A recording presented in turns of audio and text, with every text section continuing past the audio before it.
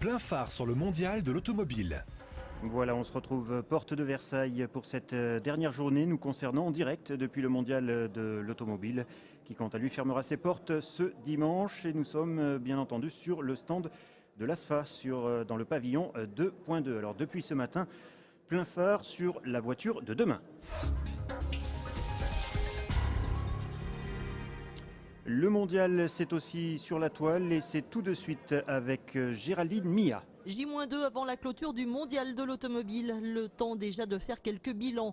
Le plus probant, les voitures électriques et hybrides ne sont plus présentes porte de Versailles que pour de la figuration. D'après le site thegreenweb.com, la confidentialité n'est plus parce que tous les grands constructeurs ou presque ont fini par s'y mettre, parce que l'époque est à un développement durable et à la protection d'une planète dont l'état ne cesse de se détériorer.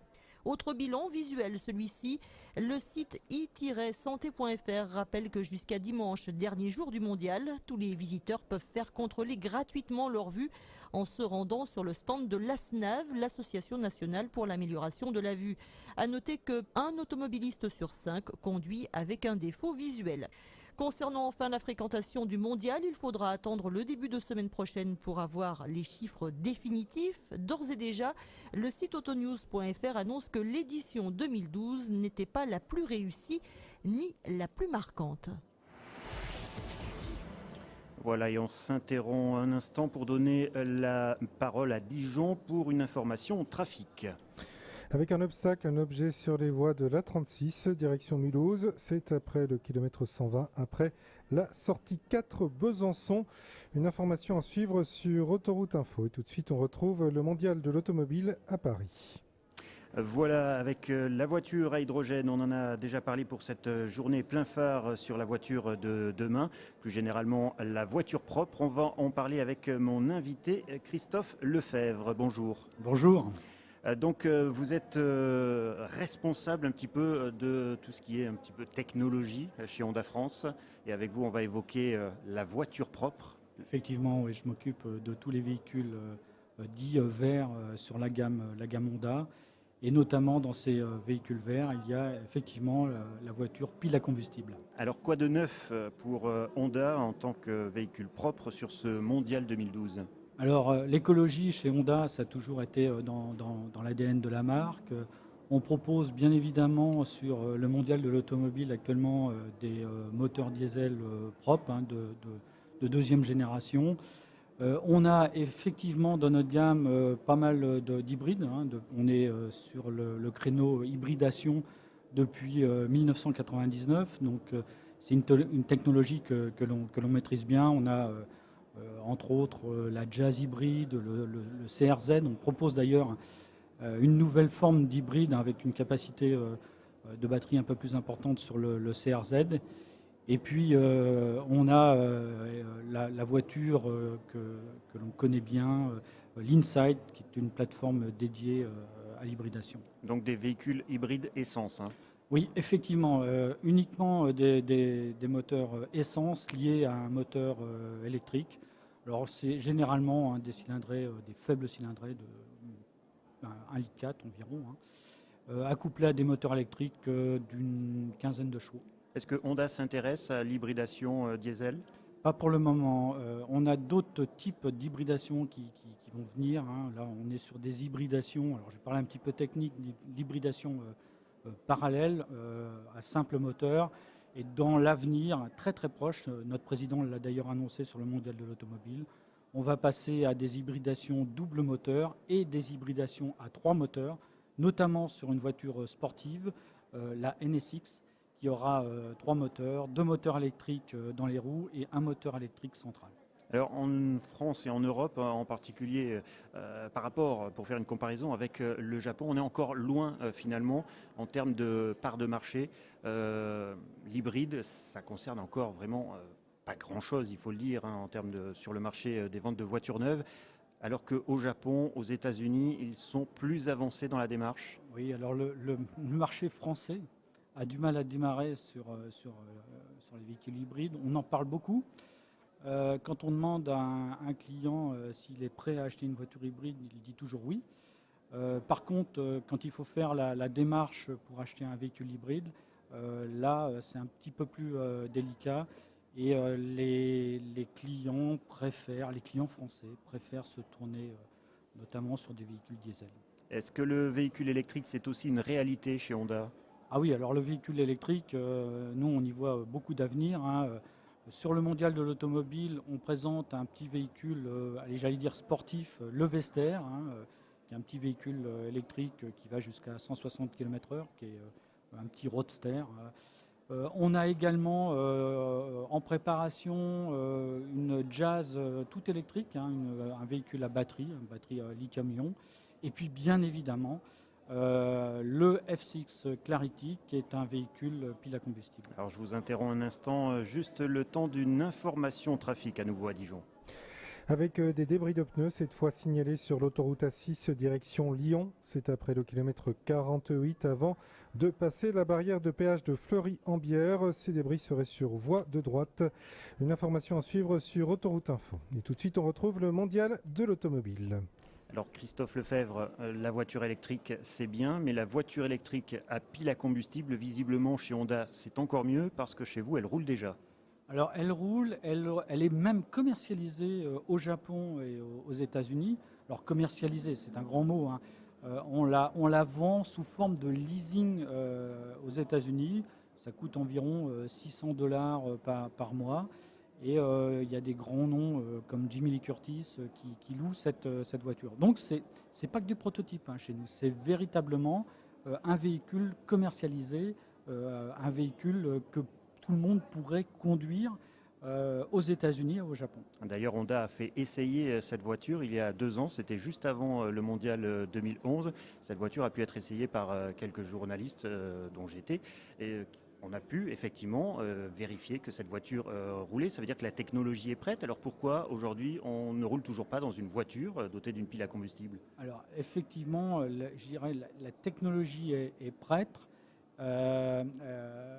Les seuls freins, c'est la distribution de l'hydrogène au jour d'aujourd'hui et puis la production en masse de la pile à combustible. C'est véritablement les deux freins. Mais concernant la distribution de l'hydrogène, il y a plein de choses qui sont en train de se faire aux États-Unis, au Japon et également en Europe. Il y a des grands gaziers français qui s'intéressent de très très près à l'hydrogène. Je veux parler par exemple d'Air Liquide qui est très très présent sur l'hydrogène. Et je pense que avec toutes ces démarches, ces études, nous, chez Honda, nous voyons l'hydrogène en Europe sous de très bonnes perspectives. C'est-à-dire, ça veut dire que Honda, très clairement, annonce la sortie de véhicules, on peut le dire, de véhicules dotés de piles à combustible à horizon 2015. Oui, tout à fait. En 2015, d'ailleurs, l'annonce a été faite par notre président sur le mondial de l'automobile. En 2015, nous allons commercialiser un véhicule pile à combustible. Alors, ce ne sera pas une FCX Clarity, mais un autre véhicule, visiblement un véhicule de production de masse. 2015, commercialisation Japon, États-Unis et ensuite Europe. Et je pense que dans l'Europe, on y verra la France. Et puis si on peut parler un instant des avantages de la voiture propre, de la voiture électrique à pile à combustible, c'est zéro bruit. Et puis pour ceux qui vont nous regarder sur Internet, sur la vidéo, c'est ce que j'ai dans les mains, c'est une petite fiole, il y a de l'eau dedans, c'est de l'eau pure, oui. C'est ce qu'émet une voiture électrique dotée d'une pile à combustible. Tout à fait. Quand on fait une réaction chimique entre de l'oxygène et de l'hydrogène, on produit 3 choses. La première chose, c'est de l'électricité, c'est celle qui nous concerne pour mouvoir le véhicule. La deuxième chose, c'est de la chaleur, et la chaleur, on s'en sert pour réchauffer l'habitacle en hiver. Et la troisième chose, c'est le polluant, entre guillemets, qui est de l'eau, donc de l'eau pure, soit sous forme gazeuse, soit sous forme liquide, ça dépend de la température extérieure. On ne peut qu'espérer le déploiement de ce type de technologie très vite désormais. Ah oui, nous on y croit très très fort et ça a beaucoup d'avantages, une pile à combustible. Le premier avantage, c'est le cercle virtueux de l'hydrogène. On produit de l'hydrogène notamment à partir de l'eau et le rejet de la pile à combustible, c'est de l'eau. Donc on boucle la boucle. Et puis un autre avantage qui n'est pas des moindres pour la pile à combustible, c'est l'autonomie. Parce qu'une voiture avec une batterie, même une batterie très performante, on peut aller jusqu'à 200 km d'autonomie. Avec une pile à combustible, notamment sur le F6 Clarity, on peut aller jusqu'à 460 km d'autonomie. Donc on résout ce problème d'autonomie. Et la deuxième chose, c'est le temps de charge. Une batterie, vous mettez, quand tout va bien, 4 ou 5 heures à recharger la batterie. Là, pour charger en hydrogène gazeux, eh bien, nous mettons 3 à 4 minutes, c'est à peu près le temps d'un remplissage diesel. Voilà, on en sait un peu plus désormais sur cette fameuse voiture de demain. Merci Christophe Lefebvre. Avec plaisir, merci beaucoup. Dans l'actualité, le saviez-vous, dans moins d'un mois à partir du 1er novembre, tous les pneus vendus en France devront afficher l'étiquetage européen, semblable à ce qui se fait dans l'électroménager ou sur les voitures, mais qui va bien au-delà de la simple dépense énergétique. Tous les manufacturiers de pneumatiques insistent sur l'arrivée prochaine de ce nouvel étiquetage. Dominique Aymon, responsable de la communication scientifique et technique chez Michelin. La première performance, c'est une performance d'efficacité énergétique parce qu'un plein sur 5, c'est pour vos pneus. Donc là, il y aura des pneus qui seront classés depuis une lettre A jusqu'à une lettre G. Et entre une lettre A et une lettre G, on va avoir 100 litres par an de carburant économisé. Ensuite, deuxième critère que vous avez sur l'étiquette, c'est un critère de freinage sur sol mouillé. Et là aussi, entre le pneu A et le pneu F, c'est quand même 16 mètres de différence de freinage sur sol mouillé quand on va freiner à 80 km/h. Enfin, dernier critère sur l'étiquette qui concerne le bruit d'un véhicule qui roule à 80 km/h sur une route. Ils sont classés en 3 groupes, une vague, 2 vagues, 3 vagues. Entre un pneu, une vague et un pneu 3 vagues, c'est 4 fois moins de bruit. Voilà, et en bref, toujours dans l'actualité, l'Automobile Club qui dénonce le projet de loi de finances portant sur le nouveau barème des malus automobiles. Selon l'association, un automobiliste sur 5 serait désormais touché par ce malus. À titre d'exemple, l'acquéreur d'une Renault Modus neuve se verrait taxé de 100 €, celui d'un Dacia Duster de 2600 €. L'Automobile Club déplore aussi le fait que les familles nombreuses nécessitant un véhicule de type monospace seront lourdement pénalisées. Prochain rendez-vous dans 3 quarts d'heure à 14 h en effet pour clôturer la présence d'Autoroute Info au Mondial de l'Automobile, édition 2012. Florent Collange recevra l'hôte de ces lieux, Thierry Hess, commissaire général du Salon.